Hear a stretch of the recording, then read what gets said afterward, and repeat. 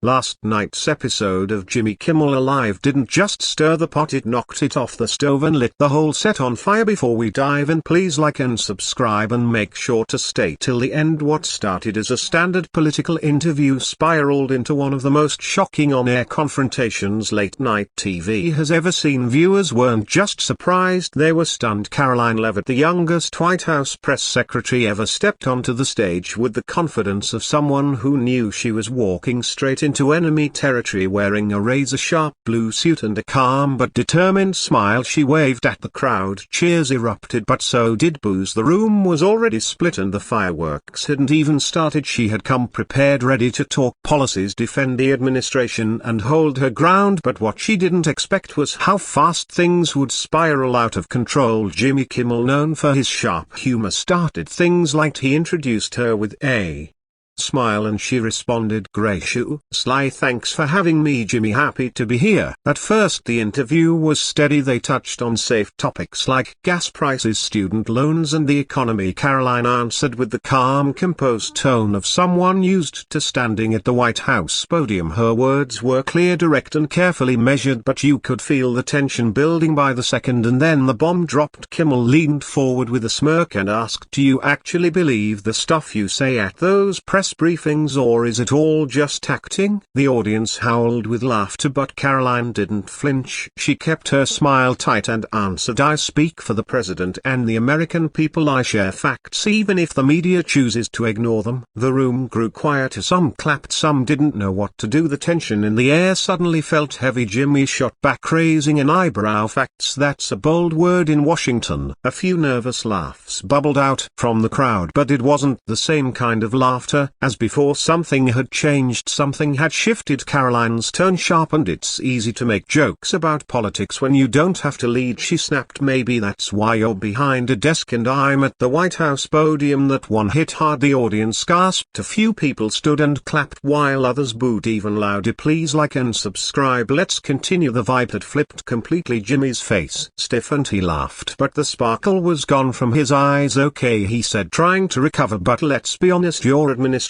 is struggling. The economy's shaky, the border's a mess, your boss's approval ratings are in free fall." Karoline didn't miss a beat. "Criticism is part of the job, but what do you offer?" Jimmy jokes, memes, sarcastic monologues. "The American people deserve better than cheap shots from a Hollywood stage." The audience was stunned. People were recording with their phones.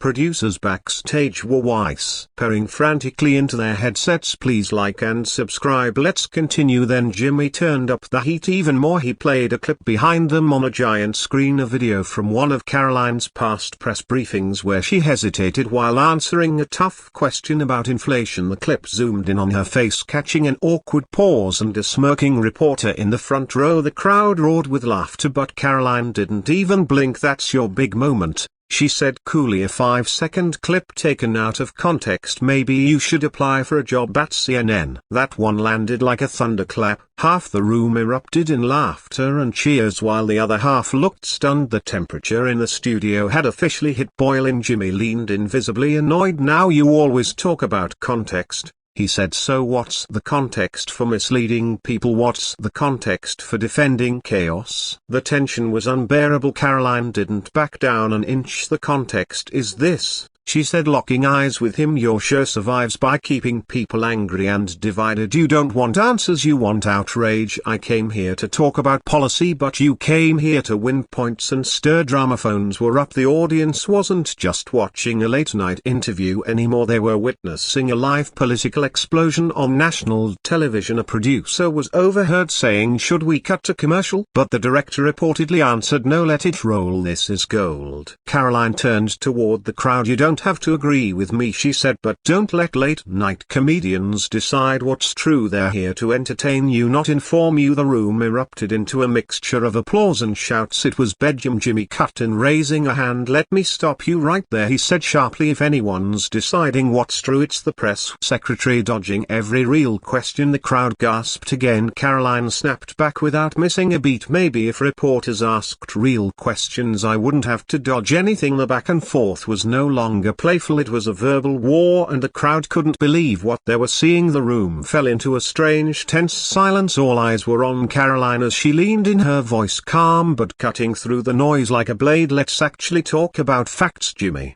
she said. "You talk about misinformation, but how many times have you twisted something on this show for laughs?" Gas echoed from the audience. Even some of the camera crew shifted uncomfortably. Jimmy blinked, caught off guard. "I'm a comedian," he said, trying to keep his voice level. "People come here for jokes, not a lecture." But Karoline didn't even flinch. She stepped right into the moment, refusing to back down. "And I'm the press secretary," she responded coolly. "I don't get a laugh track when I share policy. I stand in front of a room full of journalists and answer hard questions day after day. You have the luxury of hiding behind a script. I don't." The audience murmured. Some people looked shocked, others stared at Karoline like they were seeing her for the first time. Even Jimmy's usual crowd seemed unsure how to react to this version of her, sharp, confident, and absolutely refusing to be steamrolled. "Please like and subscribe. Let's continue." Then Jimmy dropped the jokes altogether. The smile was gone. He stared straight at Karoline and asked, "Do you really believe you're helping people? Because from where I'm sitting it looks like all you do is spin for a president who can barely put a sentence together." The studio went absolutely silent. "Please like and subscribe. Let's continue." Karoline's jaw tightened, but she didn't raise her voice. "Say what you want about the president," she said, "but at least he's not sitting behind a desk throwing cheap insults to get applause. Leadership is hard. Mocking it from a distance is easy." And just like that, the entire room shifted again. You could feel the air leave the studio. Even Jimmy looked like he wasn't sure where to go next. This was no longer a segment, it was a standoff. "Live on national TV. I invited you here for a conversation," Jimmy said finally, his voice edged with frustration, "but clearly you came here for a fight." Karoline stood up slightly in her chair, her voice unwavering. "No, I came here to defend the truth. But if that makes you uncomfortable, maybe you should stick to celebrity gossip and leave politics to the professionals." Boom! The studio exploded. Some people jumped to their feet and cheered wildly. Others booed louder than ever. Phones were pointed from every angle. Twitter, TikTok and YouTube lit up instantly. Clips of the moment were already spreading like wildfire. A producer backstage was screaming, "Cut to commercial, we have to cut." But the director's voice rang back, "No, let it run, this is history." The cameras kept rolling and Karoline, she wasn't done yet. She stood up fully now, pulled off her mic and turned to face the stunned audience. "I came here in good faith," she said, raising her voice just enough to carry through the room. "But it's clear Jimmy isn't interested in a real conversation. He wants sound bites and viral moments. I won't be a prop in someone else's game." Jimmy tried to regain control. "Well, that was different,"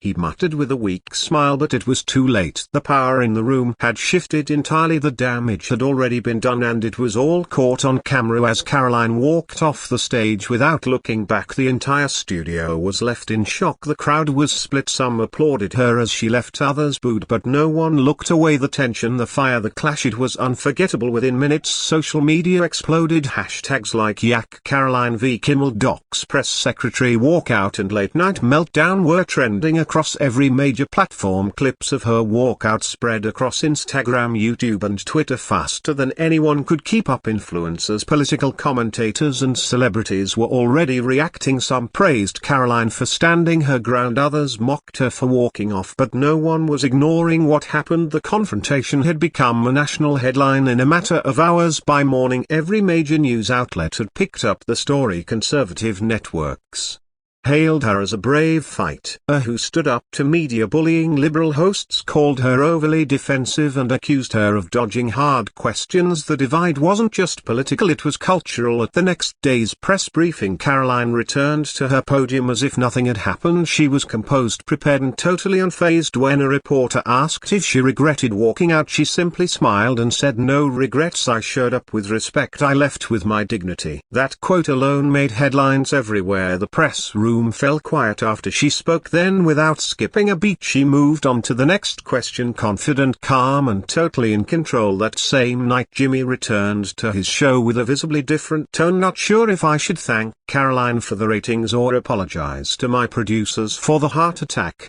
He joked weakly. The audience laughed, but not as loudly as before. Something had changed. Producers started whispering about damage control. Some advertisers quietly backed away. One insider even admitted the walkout shook the brand. A few comedians came to Jimmy's defense, but others said privately he should have let her talk. That wasn't comedy, that was cornering someone on camera. In an attempt to take back the narrative, Jimmy finally addressed the backlash in a serious tone. He looked straight into the camera and said, "I've always tried to use this platform to make people laugh and maybe also think, but I realize I crossed a line with Karoline. I was rude. I'm sorry." That clip spread just as fast as the original confrontation. Some fans appreciated the apology, others said it was too little too late, but Karoline, she responded with a single sentence during her next live stream: "That's what grown-ups do, they own their mistakes." And once again the internet exploded. Behind the scenes, the White House staff praised her for keeping her cool under fire. Reporters noticed that even her critics had stopped underestimating her. One insider whispered to a journalist she just turned a meltdown into a movement, and she did it without shouting. And then came a surprise that no one saw coming. Karoline received a handwritten letter from Oprah Winfrey. It wasn't posted online, but sources say the letter praised Karoline's grace, strength and composure. Oprah reportedly wrote, "Walking away takes more strength than shouting back, well done." That moment sealed it. Karoline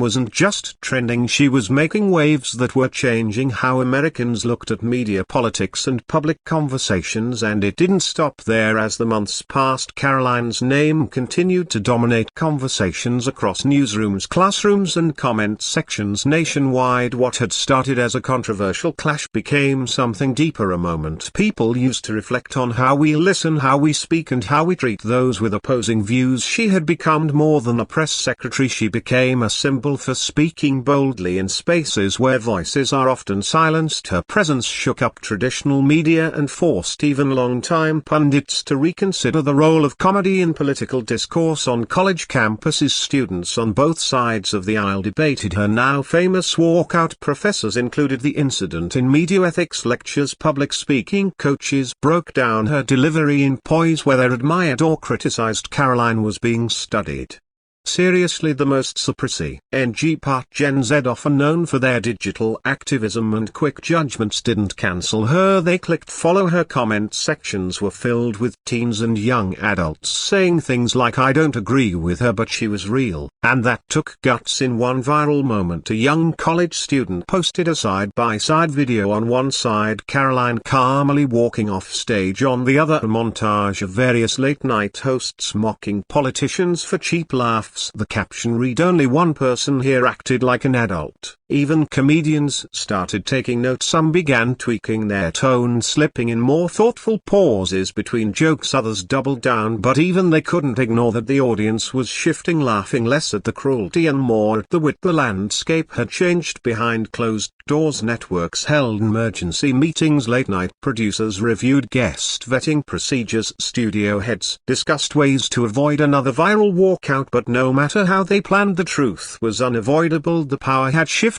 to the guests who refused to play the game. Please like and subscribe. Let's continue. Meanwhile, Karoline kept moving. She launched a digital platform dedicated to honest civic education. It wasn't flashy, it didn't have celebrity cameos, but it reached millions. Her series Say It Straight became a quiet force in American media, offering clear, respectful breakdowns of complex topics. She didn't scream, she didn't insult, she didn't need to. Her calm clarity cut through the noise louder than any punchline, and because of that, people started listening not just to her but to each other. He never directly addressed the incident again, but fans noticed he never brought another press secretary onto the show, and he never tried to corner another guest the same way again. The walkout had left its mark not just on Jimmy but on the industry. Years later, when journalists looked back at the moment, they didn't call it a meltdown, they called it a reckoning. It was a reminder that civility still has power, even in the loudest, messiest, most polarized arenas of modern media. And Karoline, she never returned to late night. She didn't need to. Her message had outgrown the stage. She had proven that walking away wasn't weakness, it was strength, and that sometimes silence speaks louder than applause. In interviews she would say that night didn't define me, but it revealed something. People are tired of noise, they're hungry for clarity, and the numbers show she was right. Her audience didn't just grow, it transformed. There